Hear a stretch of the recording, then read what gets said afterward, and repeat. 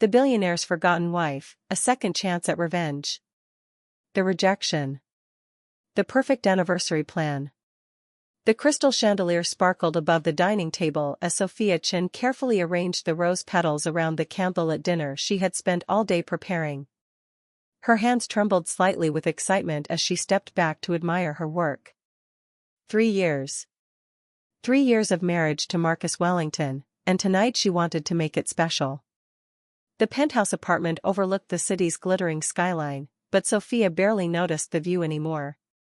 She had been too busy being the perfect wife, supporting Marcus through every business deal, every late night at the office, every moment when he seemed distant and cold. She told herself it was just stress from work. That he would warm up to her eventually. That love would grow between them like flowers in spring. She glanced at the clock. 7:30. Marcus had promised to be home by 8 for their anniversary. For once, he had promised not to work late. Sophia smoothed down her red silk dress, the one Marcus had complimented once, 2 years ago. She remembered every small kindness from him because they were so rare, so precious. The sound that changed everything. At 7:45, Sophia heard the elevator ding. Her heart leaped with joy. He was early. She rushed toward the entrance, ready to greet him with the champagne she had been chilling. But the sounds that reached her ears made her freeze in place. Laughter. Female laughter. And Marcus's voice, low and warm in a way she had never heard it directed at her. Finally, we have the place to ourselves, Marcus said. Sophia's father is out of town, and she mentioned something about having dinner with friends tonight. Sophia's blood ran cold. She had never said that. She had told him she would be home, waiting for him. Their anniversary. How could he forget? Are you sure she won't come back early? A familiar female voice asked. A voice that made Sophia's stomach drop to her feet. Victoria. Her best friend since college. The woman who had been her maid of honor. The woman who had cried tears of joy at Sophia's wedding. Trust me, Marcus replied with a laugh that sounded cruel to Sophia's ears. Sophia is predictable. She'll do exactly what I tell her to do. She always does. The devastating truth. Sophia stood frozen behind the corner, her hand pressed against her mouth to stop any sound from escaping. She should walk in there. Confront them. But her legs wouldn't move. Some part of her needed to hear more, needed to understand the depth of this betrayal. I still can't believe you married her, Victoria said. Sophia could hear movement, the sound of glasses clinking. They were making themselves comfortable in her home. She's so boring, so plain. What do you even see in her? Marcus laughed again, and the sound cut through Sophia like broken glass. I don't see anything in her, Vicky. I never did. But her father? Richard Chin owns half the commercial real estate in this city. Marrying Sophia gave me connections, credibility, and access to deals I could never have touched otherwise. So it was always about business? Victoria's voice held amusement, not shock. She had known. All this time, she had known. Always, Marcus confirmed. Richard wanted someone stable for his precious daughter, and I needed a way into his circle. It was a transaction, nothing more. Sophia was just convenient. Quiet, obedient, grateful for any attention I threw her way. The perfect wife on paper. Sophia felt something crack inside her chest. Every anniversary she had celebrated alone while Marcus worked late. Every birthday where he forgot to even send a text. Every time she had told herself that she just needed to try harder, be better, and he would finally love her. It had all been a lie from the very beginning. What about tonight? Victoria asked. Won't she be upset when you don't show up for dinner? She'll forgive me. She always does. That's what makes her so useful.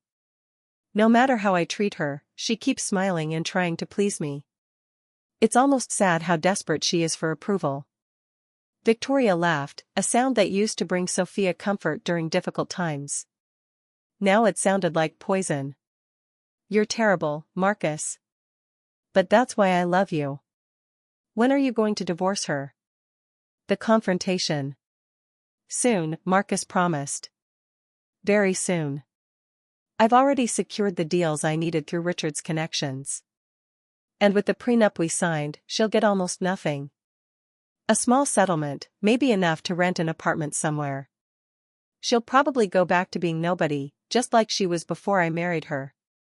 Sophia's shock transformed into something else. Something cold and hard and sharp. She had been crying silently, but now the tears stopped. Her hands stopped shaking. She stepped around the corner and walked into the living room. Marcus and Victoria were tangled together on the white leather couch, the one Sophia had picked out. Victoria's lipstick was smeared. Marcus's shirt was half unbuttoned. They both froze when they saw her standing there in her red silk dress, rose petals still stuck to the bottom of her shoes from the dining room. Sophia. Marcus jumped up, his face showing surprise but not guilt. Not shame. Just irritation at being caught. What are you doing here? I thought you had plans tonight. Our anniversary, Sophia said quietly. Her voice sounded strange to her own ears. Distant. Calm. Today is our 3rd wedding anniversary, Marcus. I made dinner. I've been waiting for you. Victoria had the grace to look slightly uncomfortable, but she didn't move from the couch. She simply reached for her wineglass and took a sip, watching the scene unfold like it was entertainment. Marcus ran a hand through his hair. Look, Sophia, this isn't what it looks like. Don't, Sophia cut him off. Don't insult me by lying now. I heard everything. Every word. The final humiliation. For a moment, Marcus's mask slipped. She saw calculation in his eyes, weighing his options. Then he shrugged, his face settling into something cold and indifferent. Fine. Yes, you heard correctly. I married you for your father's connections. I never loved you. I don't even particularly like you. Victoria stood up, sliding her arm possessively around Marcus's waist. Sophia, honey, you have to understand. Marcus and I have been in love for years. We were together before he ever met you. You were just a means to an end. Before he met me? Sophia repeated slowly. You mean while you were my best friend? While you helped me pick out my wedding dress? While you gave that speech about true love at my wedding? Victoria had the audacity to smile. That speech was particularly difficult to get through without laughing. You looked so happy, so naive. You actually believed in fairy tales. Marcus walked to his briefcase and pulled out a folder. Since we're being honest, we might as well finish this now. Divorce papers. I've already signed them. You sign, take your settlement, and we can all move on with our lives. He tossed the folder onto the coffee table. Sophia picked it up with steady hands and flipped through the pages. The settlement was insulting. $50,000. After 3 years of marriage. After giving up her job to support his career. After organizing his business dinners, managing his household, being the perfect accessory on his arm. You're offering me $50,000, Sophia said flatly. The prenup you signed was very clear, Marcus replied. You're lucky to get that much. Now sign the papers, Sophia. Don't make this difficult. The hidden truth. Sophia set the papers down carefully. I'll sign. But first, I need to tell you something. Something my father made me promise to keep secret until I was sure about my marriage. Marcus rolled his eyes. What now? Are you going to beg me to reconsider? Because I have to tell you, that's not going to work. No, Sophia said. I'm going to tell you about the trust fund. That got his attention. Victoria's too. They both stared at her with sudden interest. Sophia smiled, and it felt strange on her face. She couldn't remember the last time she had genuinely smiled. My mother died when I was young, as you know. What you don't know is that she came from old money. Real money. The kind that makes your family's wealth look like pocket change, Marcus. What are you talking about? Marcus demanded. My father wanted me to marry someone who loved me for who I am, not my money. So he hid my inheritance. Made himself look successful but not extraordinarily wealthy. Let everyone think I was just the daughter of a moderately successful businessman. But the truth is, my mother left me everything. And on my 30th birthday, which is in 6 months, I gained full access to a trust fund worth $500 million. The room went completely silent. Victoria's wine glass slipped from her fingers and shattered on the floor. Marcus's face had gone pale. You're lying, he whispered. Sophia pulled out her phone and made a call. Father? Yes, I'm fine. I need you to confirm something for me. Can you send me the trust fund documentation? Yes, all of it. Thank you.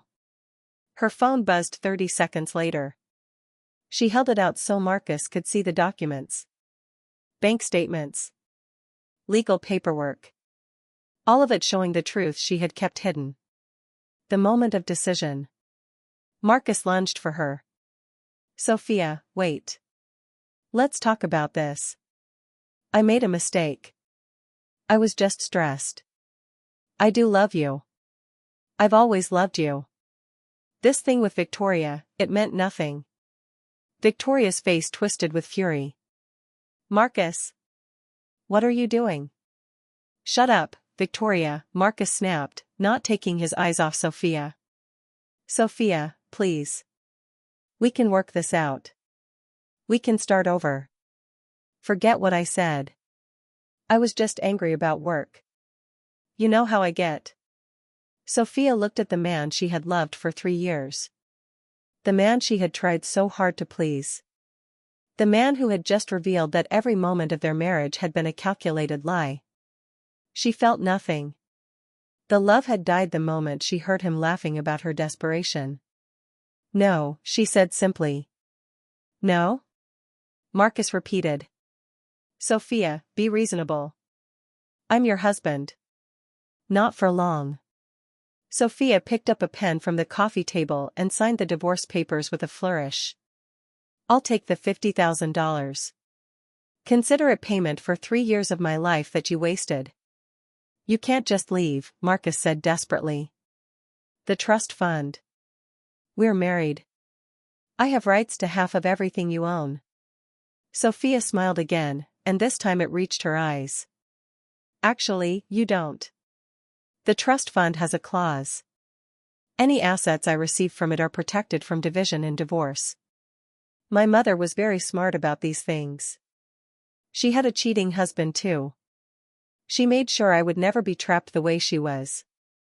She walked to the door, then paused and looked back. Victoria stood frozen by the couch, looking at Marcus with disgust. Marcus stood with his mouth open, clearly trying to process how completely his plan had fallen apart. I want you both to know something, Sophia said quietly. I'm not going to cry. I'm not going to fall apart. I'm going to take these 6 months before my birthday, and I'm going to become someone new. Someone strong. Someone who doesn't need anyone's approval or love. And then I'm going to come back. And when I do, I'm going to make sure you both regret the day you decided to humiliate me. Are you threatening us? Victoria found her voice finally. No, Sophia replied. I'm making a promise. You wanted to play games with people's hearts? Fine. But remember, I learned from watching you. And I'm a very quick learner. The transformation begins. Sophia walked out of the penthouse apartment and didn't look back. She took the elevator down to the garage, got into her car, and drove to her father's house. He was waiting for her at the door, having clearly guessed what had happened from her phone call. I'm so sorry, sweetheart, Richard Chin said, pulling his daughter into a hug. I knew he wasn't good enough for you, but I hoped I was wrong. You weren't wrong, Sophia said into his shoulder. But I needed to see it for myself. That night, Sophia sat in her childhood bedroom and made a list. Not a list of everything Marcus had done to her. Not a list of ways to hurt him back. But a list of everything she wanted to become. Strong. Independent. Successful. Powerful. Confident. Fearless. She looked at herself in the mirror. Plain Sophia. Boring Sophia. Desperate Sophia. That woman was gone. Tomorrow, a new woman would begin to emerge. 6 months later. The ballroom of the Grand Metropolitan Hotel glittered with lights and diamonds. Everyone who was anyone in the business world had been invited to the annual charity gala. It was the social event of the season. Marcus Wellington stood near the bar, a glass of scotch in his hand, trying to look interested as Victoria complained about the orchestra's song choices. The past 6 months had not been kind to him. Without Sophia's father's connections and support, several of his business deals had fallen through. Richard Chen had quietly removed his backing from Marcus's company, and others had followed suit. Rumors were spreading about Marcus's treatment of his wife, and in the business world, reputation mattered. Victoria had moved into the penthouse, but the romance had quickly soured. Without Sophia to hate together, they had discovered they didn't actually have much in common. Victoria was demanding and expensive, always wanting new jewelry, new trips, new everything. And Marcus's reduced business success meant he couldn't afford her lifestyle anymore. "This is boring," Victoria whined. "Can we leave yet?" "We just got here," Marcus snapped. "I need to network, try to salvage some connections." "Not everything is about you." Victoria opened her mouth to respond but stopped, her eyes widening as she looked toward the entrance. "Marcus. Look." Marcus turned and felt his heart stop in his chest. A woman stood at the top of the grand staircase, pausing as the crowd below turned to look at her. She wore a floor-length emerald gown that hugged her curves perfectly. Her dark hair was styled in elegant waves that cascaded over her shoulders. Diamonds sparkled at her throat and ears. But it was her face that made Marcus stare. Confident. Beautiful. Powerful. It was Sophia. But it wasn't. This woman looked like Sophia, but transformed. She had lost weight, her face more defined, more striking. But more than the physical changes, it was the way she carried herself. Like a queen. Like someone who knew exactly who she was and didn't apologize for it. "Is that Sophia?" Victoria whispered in disbelief. The woman began descending the stairs, and every eye in the room followed her. At the bottom, she was greeted by several prominent businesspeople, all of them smiling and shaking her hand warmly. Including Richard Chen, who stood proudly beside his daughter. Marcus watched as Sophia laughed at something someone said. A genuine laugh. She looked happy. More than happy. She looked alive. "I need to talk to her," Marcus said, setting down his drink. "Are you insane?" Victoria grabbed his arm. "Let it go, Marcus." But Marcus was already walking across the ballroom, pushing through the crowd. He reached Sophia just as she was accepting a glass of champagne from a waiter. "Sophia," he said. She turned, and for a moment, their eyes met. Marcus expected to see hurt, anger, maybe even hope. Instead, he saw nothing. She looked at him the way someone might look at a stranger on the street. With polite indifference. "Marcus," she acknowledged. "How are you?" "I need to talk to you," he said urgently. "About everything. About us." Sophia took a sip of her champagne. "There is no us, Marcus. We're divorced, remember? You made that very clear 6 months ago." "I made a mistake," Marcus said, lowering his voice. "A terrible mistake. I wasn't thinking clearly. The stress, the pressure. I didn't mean any of what I said." "Actually, you did," Sophia replied calmly. "And I'm grateful you were finally honest with me. It saved me from wasting any more time on a marriage that was never real." People were starting to stare. Richard Chin moved closer, his expression protective. But Sophia held up a hand, indicating she could handle this. Sophia, please, Marcus tried again. We can start over. I'll make it up to you. I'll spend the rest of my life making it up to you. Sophia smiled, but it wasn't a warm smile. It was the smile of someone who had learned how to see through lies. No, thank you. I'm not interested in going backward. Only forward. She turned away from him, and Marcus felt panic rising in his chest. This wasn't how this was supposed to go. She was supposed to still love him. Still want him. Still be desperate for his attention. It's about the money, isn't it? Marcus said desperately. The trust fund. That's why you're acting like this. You think you're better than me now because you have money. The conversations around them stopped. Everyone was listening now. Sophia turned back to face him, and this time, there was fire in her eyes. The money has nothing to do with it, Marcus. I would be walking away from you whether I was rich or poor. Because I finally realized something. I deserve better. I deserve someone who sees me, who values me, who treats me with respect and kindness. You never did any of those things. You used me, lied to me, and humiliated me. And now you're upset because there are consequences to your actions. Marcus felt his face burning. Everyone was staring at him with judgment, with disgust. His reputation, already damaged, was crumbling further with every word. You'll regret this, he said quietly. You'll see what the real world is like without me, and you'll regret throwing away what we had. Sophia laughed, and it was the most genuine sound Marcus had ever heard from her. What we had? Marcus, we had nothing. But don't worry about me. I'm going to be just fine. She walked away, and the crowd parted for her like she was royalty. Richard Chin put his arm around his daughter's shoulders and guided her toward a group of businesspeople who welcomed her warmly. Marcus stood alone in the middle of the ballroom, Victoria nowhere to be seen, and for the first time, he understood what he had lost. Not the money. Not the connections. But a woman who had loved him unconditionally, who had tried everything to make him happy, who had been willing to give him everything. And he had thrown it away because he had been too stupid to see what he had. The revenge had already begun, Marcus realized. And Sophia hadn't even had to do anything except become the woman she was always meant to be.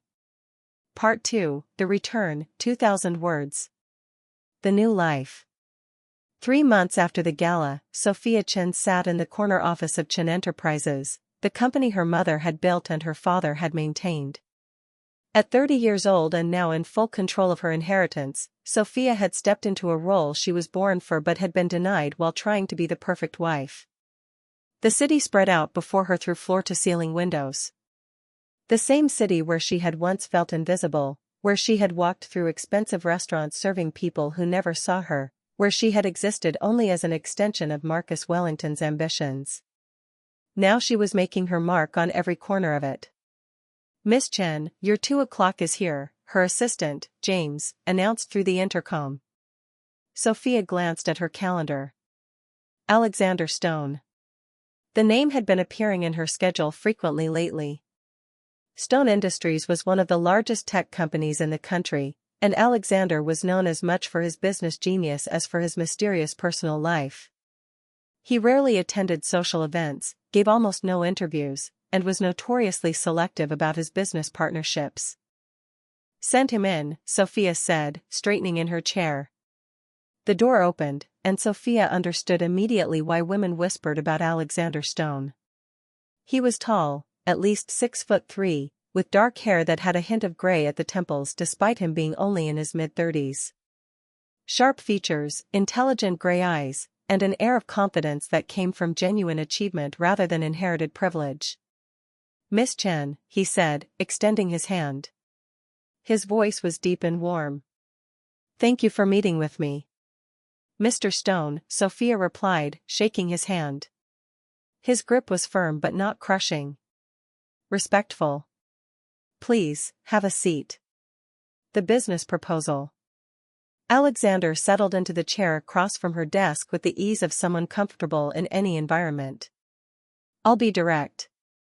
I've been watching your moves in the commercial real estate market over the past few months. You've been strategic, aggressive, and remarkably successful. I'm impressed. Thank you, Sophia said, keeping her expression neutral. She had learned not to show too much emotion in business meetings. People took advantage of any perceived weakness. I'm particularly interested in the Wellington Tower project, Alexander continued. I understand you've acquired the majority share of the property. Sophia's heart skipped a beat, but she didn't let it show. Wellington Tower was Marcus's flagship property, the crown jewel of his real estate portfolio. Or it had been. Through a series of careful stock purchases and leveraged buyouts, Sophia had systematically acquired enough shares to control the building's future. Marcus didn't even know yet.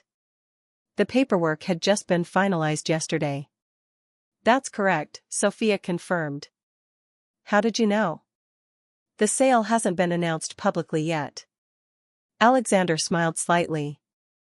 I make it my business to know things. Especially when they involve opportunities as significant as this one. I'd like to propose a partnership. Stone Industries needs a flagship location for our East Coast headquarters. Wellington Tower would be perfect. But I want to work with you on the renovations, the rebranding, everything. That's a generous offer, Sophia said carefully. But I should tell you that this purchase was personal as much as professional. Marcus Wellington and I have history. I know, Alexander said. I know everything about your history with Wellington. And I think you should also know that he's coming to this realization about now. As if on cue, Sophia's phone buzzed.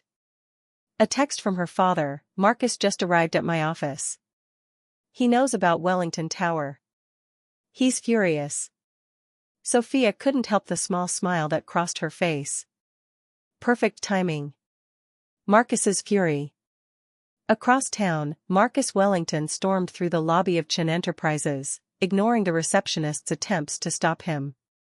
He knew Richard Chen's office was on the 15th floor, and he was going there whether anyone liked it or not. Victoria had left him 2 weeks ago, taking most of his remaining liquid assets with her. His company was hemorrhaging money. Clients were canceling contracts. And now this. His building. His tower. The property that bore his family name. Sold out from under him. Marcus burst through Richard Chen's office door without knocking. The older man looked up from his desk with an expression of weary expectation, as if he had been waiting for exactly this moment. You, Marcus snarled, slamming his hands on the desk. You helped her do this. Wellington Tower is mine. You can't just take it. I didn't take anything, Richard replied calmly. Everything was done legally and through proper channels. You needed capital and sold shares to raise it. My daughter bought those shares through legitimate means. She now owns controlling interest. That's how business works, Marcus. This is revenge, Marcus spat. Sophia is doing this to hurt me. Perhaps you should have thought about that before you humiliated her, Richard said, his voice hardening. Before you used her as a stepping stone for your own ambitions. Before you laughed about how desperate she was for your approval. Did you think there would be no consequences? Marcus's face went red. She listened to our conversation. She was eavesdropping. She walked into her own home on her wedding anniversary and discovered her husband with her best friend, Richard corrected. I would say anything she overheard was fair game. Now, I suggest you leave my office before I have security remove you. I want to see her, Marcus demanded. I want to see Sophia. No, Richard said flatly. I have a right to face her. To talk to her about this. You have no rights where my daughter is concerned. Not anymore.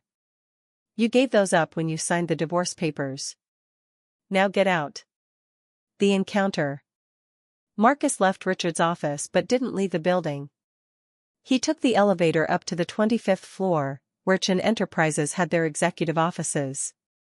He had been here before, back when he was married to Sophia, back when Richard still tolerated his presence. He approached the reception desk.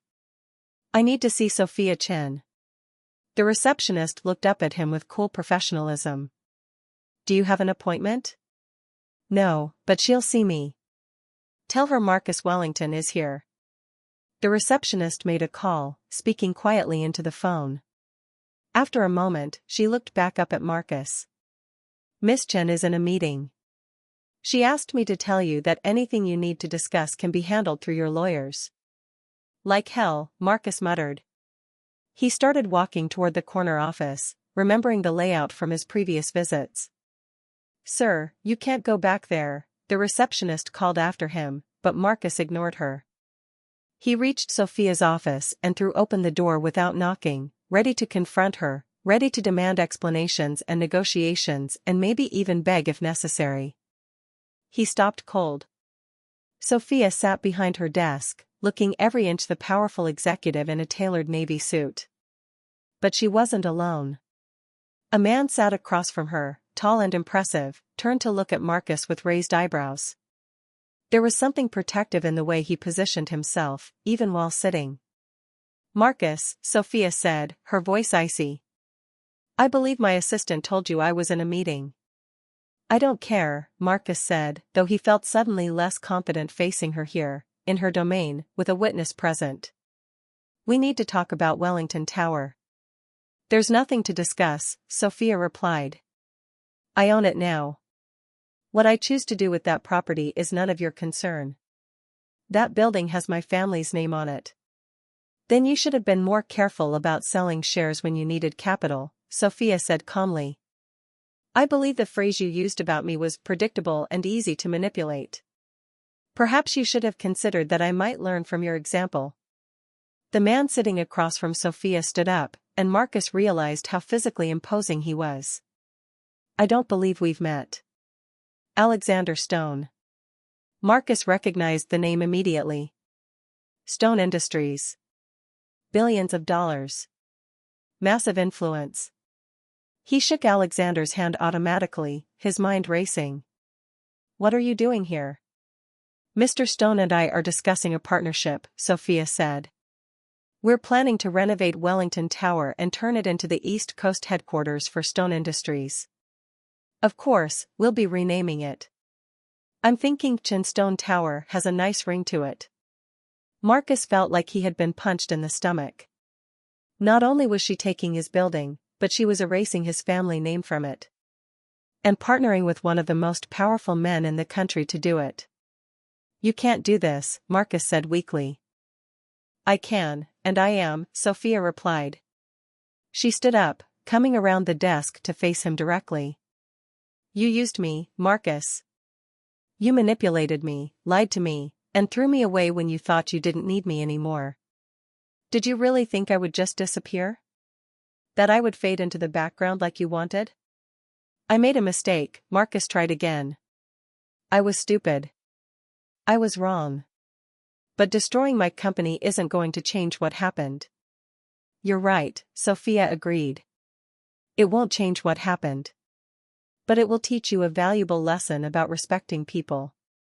About recognizing that everyone you meet, everyone you dismiss, everyone you hurt, has the potential to become something you never expected." Alexander's interest. Marcus looked between Sophia and Alexander, seeing something in the way they stood together. Not touching, not overtly intimate, but comfortable with each other. Connected somehow. "Are you two together?" Marcus asked suddenly. Sophia raised an eyebrow. "That's really none of your business. After everything we had, you're just going to move on with the first man who shows interest?" "Everything we had?" Sophia repeated, her voice dangerously quiet. "We had nothing, Marcus. You said so yourself. I was convenient. A transaction. So no, this isn't me moving on from something real. This is me finally living my real life." Alexander stepped forward, his presence commanding. "Mr. Wellington, I think you should leave. Miss Chen has made it clear she's not interested in continuing this conversation." This is between me and my wife, Marcus snapped. Ex-wife, Sophia corrected. And Mr. Stone is right. We're done here, Marcus. Anything else you need to say can go through our lawyers. Marcus wanted to argue, wanted to stay, wanted to somehow fix this situation.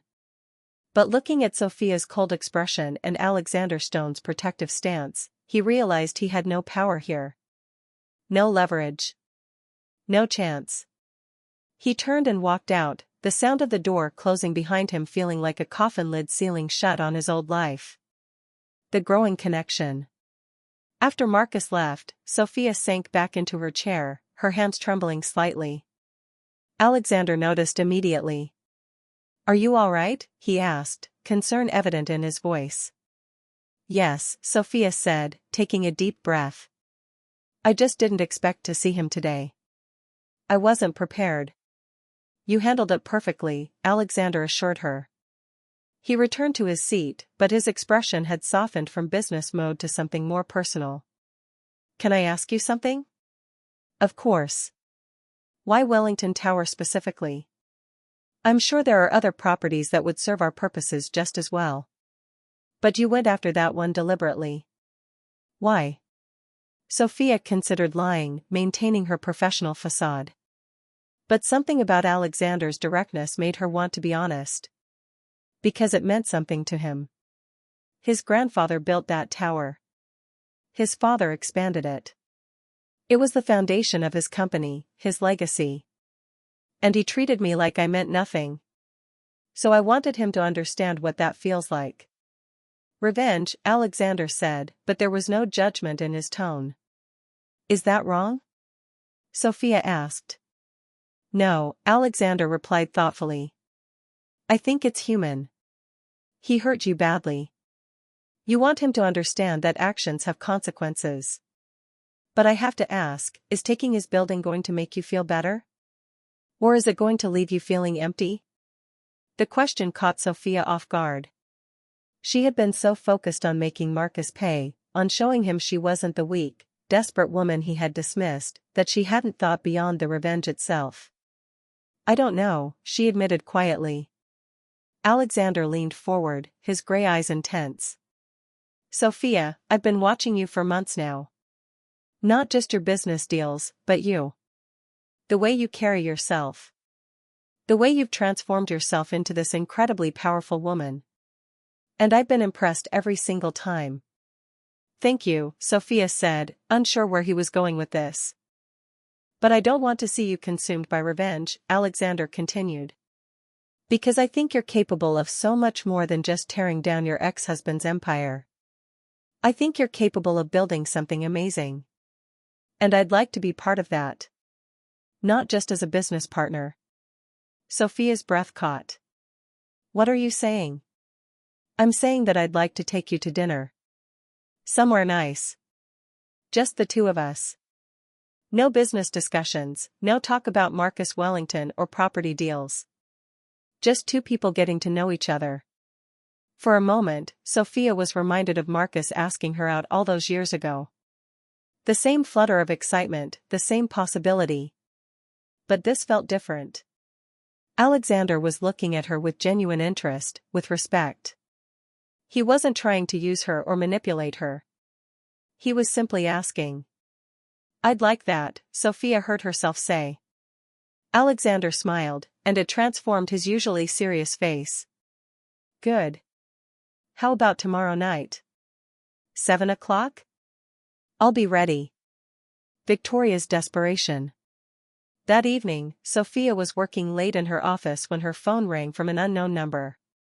She almost didn't answer, but something made her pick up. "Hello? Sophia, it's Victoria." Sophia's hand tightened on the phone. She hadn't spoken to her former best friend since the night she had caught her with Marcus. "What do you want?" "I need to talk to you," Victoria said.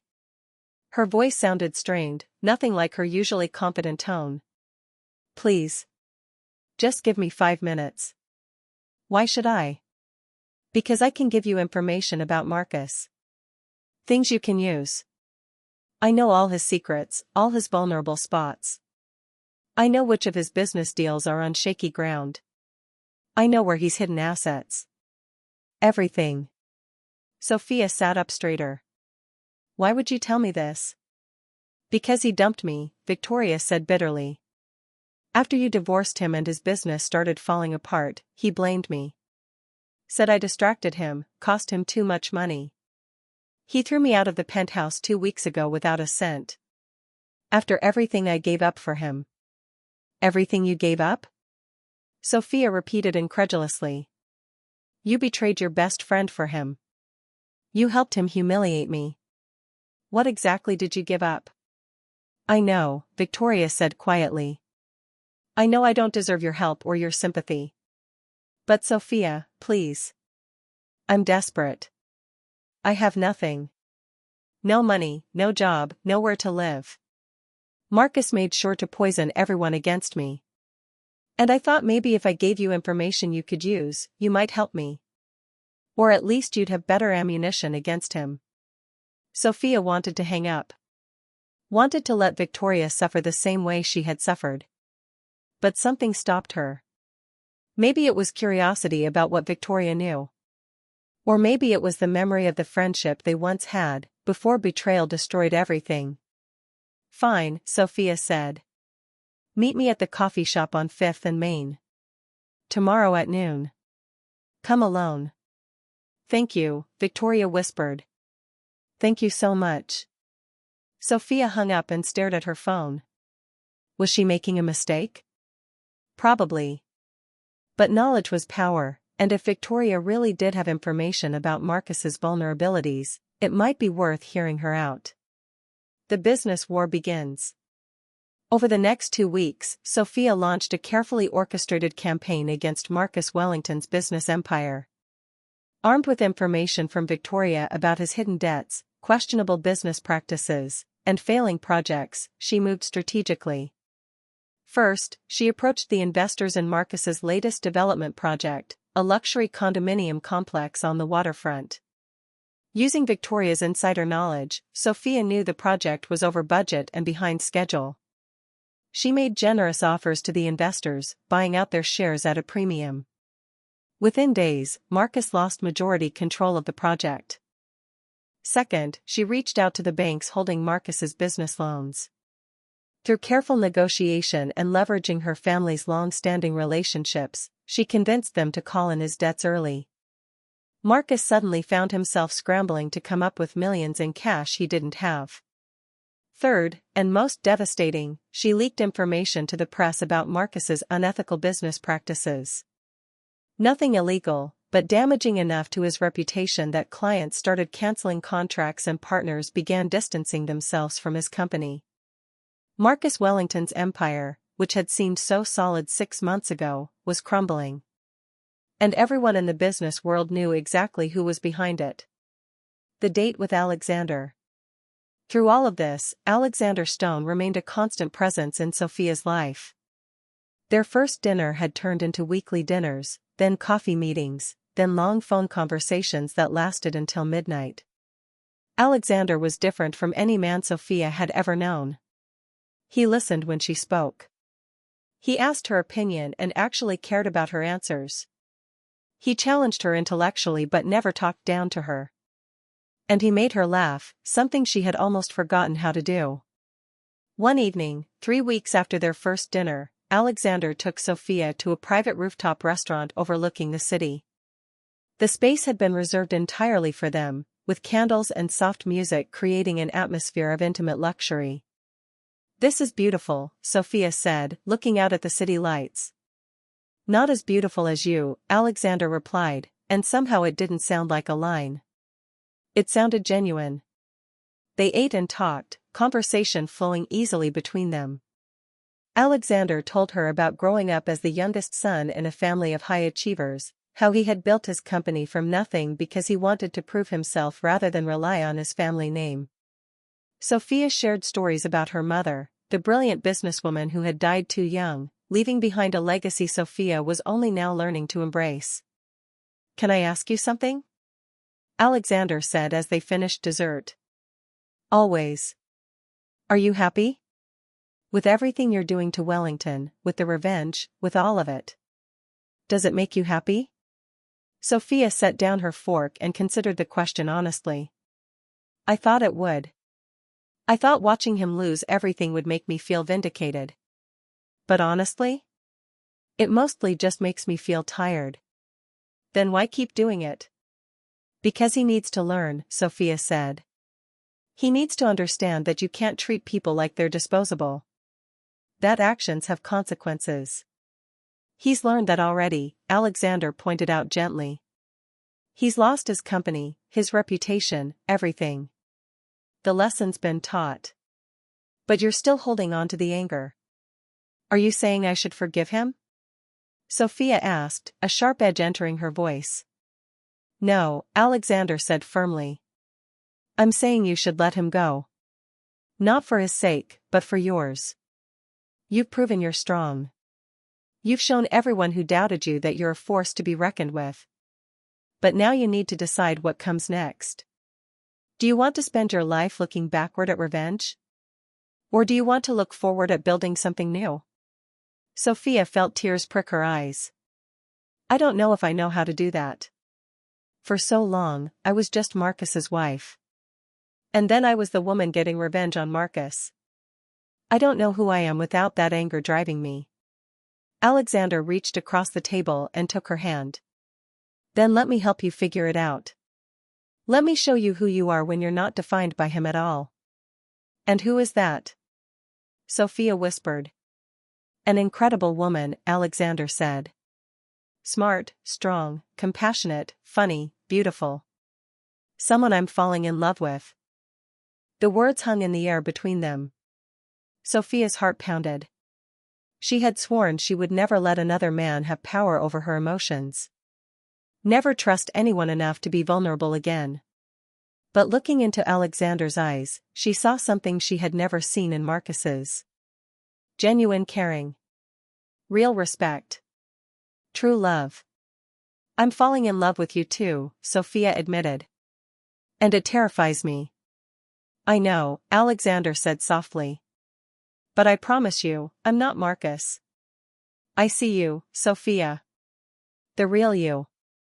And I'm not going anywhere. He stood and came around the table, pulling her to her feet. Then he kissed her, gentle and tender, and Sophia felt something inside her chest crack open.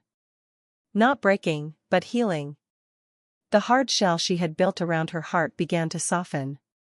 When they pulled apart, Sophia was crying. But for the first time in months, they were happy tears. Part 3, Love, Revenge, and Redemption, 2,000 words. The final confrontation. 2 weeks later, Marcus Wellington requested a meeting with Sophia. His lawyer contacted hers with a formal proposal. Marcus wanted to discuss a settlement regarding the remaining assets of his company. Sophia agreed to meet him at a neutral location, a conference room at a downtown law firm. Alexander offered to come with her, but Sophia declined. This was something she needed to do alone. When Sophia arrived, Marcus was already there. He looked terrible.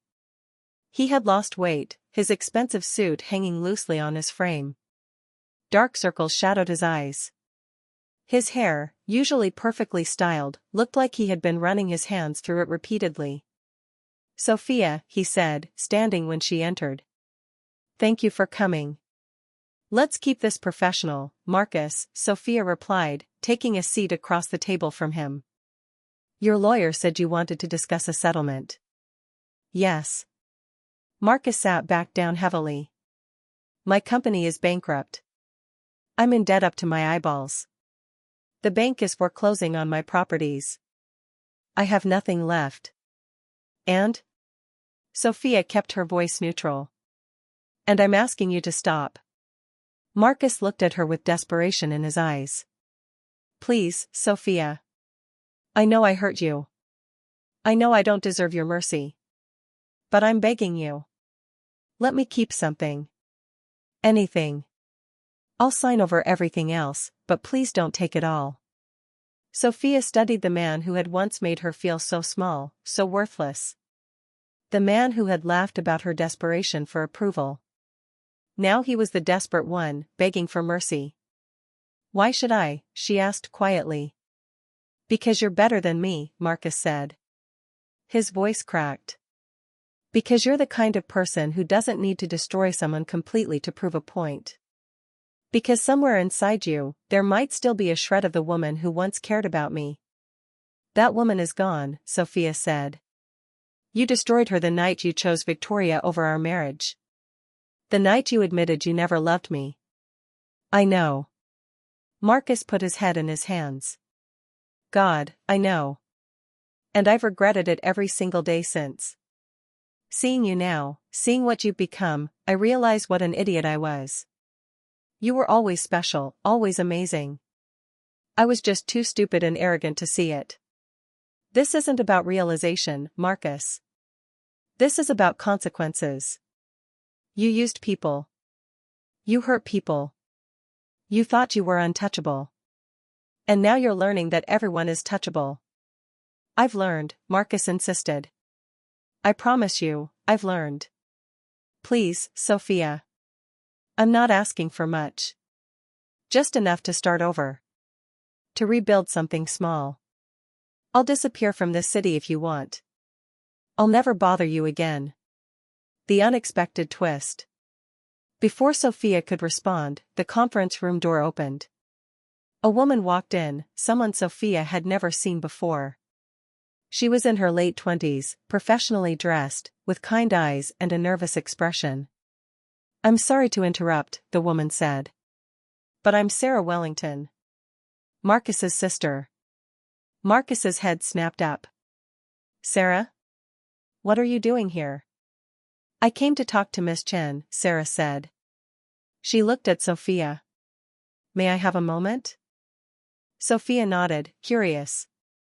She knew Marcus had a sister, but he had never introduced them during their marriage. Sarah sat down, shooting her brother a look that was equal parts disappointed and protective. "Miss Chen, I know my brother treated you terribly," Sarah began. "I didn't know the details until recently, but when I found out, I was horrified. You didn't deserve any of what he did to you." "Thank you," Sophia said carefully. "I'm not here to defend him," Sarah continued. "But I am here to ask for mercy. Not for Marcus, but for the people who work for his company. Over 200 employees are about to lose their jobs because of the bankruptcy. Most of them have families, mortgages, children. They had nothing to do with how Marcus treated you, but they're the ones who will suffer most from his company's collapse." Sophia felt something twist in her chest. She hadn't thought about the employees. She had been so focused on making Marcus pay that she hadn't considered the collateral damage. "I've been managing the employee relations for the past month," Sarah explained. "Trying to help people find new positions, writing recommendations.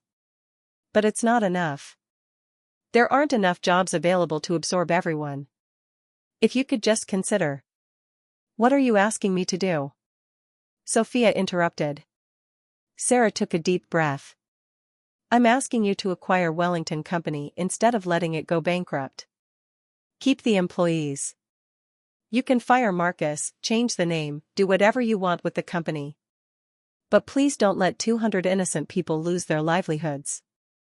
Sophia sat back in her chair, her mind racing. This was not what she had expected. She had come here prepared to watch Marcus grovel, maybe throw him a small lifeline just to prove she was the bigger person. But this changed everything. "Can I think about it?" Sophia asked. "Of course," Sarah said. "Thank you for even considering it." She left the room, leaving Sophia alone with Marcus again. "I didn't ask her to do that," Marcus said quietly. "I didn't even know she was coming." "I believe you," Sophia replied. "Your sister seems like a good person. I wonder where she learned that, because it certainly wasn't from you." Marcus flinched but didn't argue. "Are you going to do it? Save the company?" "I don't know yet." The decision. That evening, Sophia met Alexander at his penthouse. She told him everything about the meeting, about Sarah's request, about the employees she hadn't considered. Alexander listened without interrupting, then pulled her into his arms. What do you want to do? I don't know, Sophia admitted. Part of me wants to let it all burn. Marcus deserves to lose everything. But those employees don't. They're innocent. So save them, Alexander said simply. Buy the company, fire Marcus, restructure it under Chin Enterprises. You'd be gaining a valuable asset and saving jobs. And Marcus would still lose everything that matters to him: control, power, his legacy. But it would look like I'm helping him. Who cares what it looks like? Alexander asked. You know the truth. You know why you're doing it. That's all that matters. Sophia pulled back to look at him. When did you become so wise? I've always been wise, Alexander said with a smile. You're just now noticing. He grew serious. Sophia, you've spent months proving you're not the weak woman Marcus thought you were. You've proven you're strong, powerful, capable of anything. But the truly strong choice now is mercy. Not for him, but for yourself. Holding on to this revenge is only hurting you. I'm not ready to forgive him, Sophia said. Then don't, Alexander replied. Forgiveness is optional. But letting go of the anger? That's necessary if you want to move forward with your life. With our life. Sophia's breath caught. Our life? Alexander took both her hands in his. I love you, Sophia Chen. I want a future with you. Not one defined by your past with Marcus Wellington, but one where we build something new together. But I can't compete with your need for revenge. So you need to choose. Do you want to keep looking backward? Or are you ready to look forward? Tears streamed down Sophia's face. I want to look forward. God, I want that so much. But I'm scared. What if I'm not enough without the anger? What if that's all I've become? You're so much more than that, Alexander assured her. You're compassionate, brilliant, strong, loving. The anger was just armor you wore to protect yourself while you healed. But you're healed now, Sophia. You don't need the armor anymore. Sophia kissed him, pouring everything she felt into it. Love, gratitude, hope, fear. When they pulled apart, she knew what she had to do. The resolution. The next morning, Sophia called her lawyer and instructed him to draw up papers to acquire Wellington Company. She would keep all the employees, give them raises, and improve their benefits. She would restructure the company under Chin Enterprises. And she would fire Marcus Wellington permanently, with a severance package just large enough to keep him afloat while he figured out his next steps. When the deal was finalized, Sophia requested one final meeting with Marcus. They met at a coffee shop, neutral territory, away from lawyers and conference rooms. Marcus arrived looking hopeful and terrified at the same time. Thank you for meeting me. I'm buying Wellington Company, Sophia said without preamble. I'm keeping all the employees and restructuring it under my corporation. You're fired, effective immediately. Marcus's face went pale. Fired from my own company? It's not your company anymore, Sophia corrected. It's mine. And I don't need you. But I am giving you a severance package. Enough to live on for a year while you figure out what's next. After that, you're on your own. Why? Marcus asked. Why not just let me lose everything? Because I'm not you, Sophia said simply. You taught me a lot, Marcus. You taught me that I'm stronger than I thought. That I don't need anyone's approval to have value. That I can survive anything and come out better on the other side. But you also taught me who I don't want to be. I don't want to be someone who destroys people completely just to prove a point. She stood up, preparing to leave. Marcus reached out and grabbed her hand. I'm sorry, he said, and for the first time it sounded genuine. I'm truly, deeply sorry for everything I did to you. You deserved so much better. Yes, I did, Sophia agreed. But that's not your problem anymore. You need to figure out how to live with yourself and what you've done. That's punishment enough. She pulled her hand away and walked out of the coffee shop. As she stepped into the sunlight, she felt something lift from her shoulders.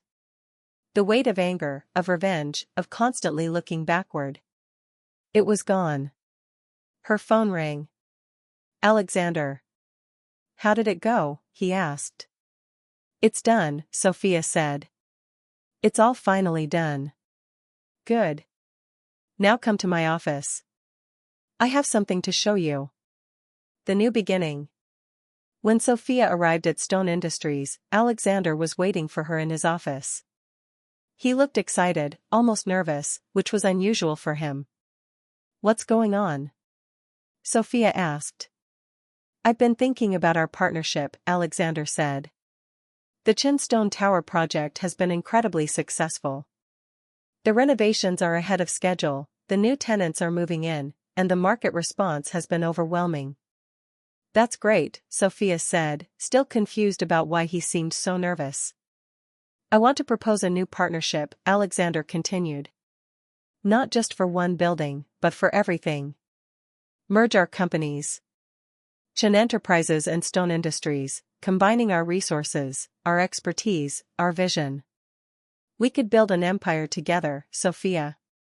A real partnership between equals. Sophia's heart pounded. That's a huge decision. I know, Alexander said. And it's not the only one I want to ask you about. He reached into his desk drawer and pulled out a small velvet box. Then he got down on one knee. Sophia's hands flew to her mouth, tears already forming. Sophia Chan, Alexander said, opening the box to reveal a stunning diamond ring, I love you. I love your strength, your compassion, your brilliant mind, and your beautiful heart. I want to spend the rest of my life showing you what real love looks like. Will you marry me? For a moment, Sophia couldn't breathe. Marriage. The word that had once meant pain and betrayal and humiliation. But looking at Alexander, she saw none of that. She saw partnership, respect, genuine love. Yes, she whispered. Then louder, yes, I'll marry you. Alexander stood and swept her into his arms, kissing her as he slipped the ring onto her finger. Sophia felt joy burst through her chest, pure and bright and untainted by fear. This was what love was supposed to feel like. Not control or manipulation or one-sided devotion.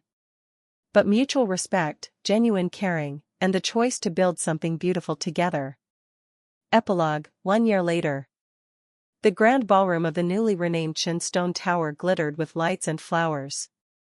Sophia stood in a white wedding dress, her arm linked with her father's, waiting to walk down the aisle. Are you happy, sweetheart? Richard Chin asked, his eyes misty. Happier than I ever thought possible, Sophia replied honestly.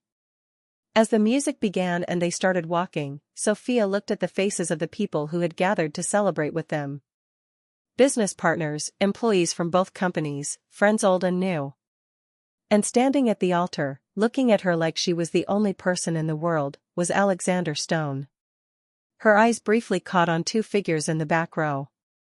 Marcus Wellington, looking thin but healthier than the last time she had seen him, sat quietly with his sister Sarah. Sophia had sent them an invitation, not out of cruelty but as a final gesture of closure. Marcus had RSVP'd that he would attend, and that he was grateful for the invitation. Next to them sat Victoria, who Sophia had surprised by offering a position in the HR department of the restructured Wellington company. Victoria had worked hard to prove herself, making amends where she could and trying to become a better person. She would never be Sophia's friend again, but she was learning to be someone Sophia could respect. But Sophia's attention didn't linger on the past. She focused on the future, walking toward the man who had taught her that love didn't have to hurt, that partnership meant equality, and that happy endings were possible if you were brave enough to let go of the pain and reach for something better. When she reached the altar, Alexander took her hands and smiled at her with such pure love that Sophia felt tears of joy stream down her face. I love you, he whispered. I love you too, Sophia whispered back. And as they exchanged vows, promising to support each other, respect each other, and build a life together as true partners, Sophia realized something profound. The best revenge wasn't destroying Marcus Wellington or making him suffer. The best revenge was living well, loving deeply, and becoming the person she was always meant to be. She had started as a forgotten wife, become a woman seeking revenge, and emerged as someone entirely new, a strong, successful, loved woman who had learned that true power came not from tearing others down, but from building herself up. The past was behind her. The future stretched ahead, bright and full of possibility.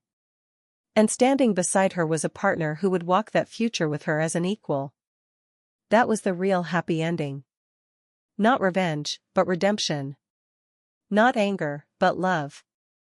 Not looking backward, but moving forward together into a life they would build, hand in hand, heart to heart. And as Sophia and Alexander sealed their vows with a kiss, everyone in the ballroom stood and applauded, celebrating not just a wedding, but a transformation. A woman who had lost everything and found herself. A love story that began with betrayal but ended with triumph. The billionaire's forgotten wife had finally found her place in the world. Not as someone's accessory or someone's victim, but as a powerful woman in her own right, loved for who she truly was. And she had never been happier. The end.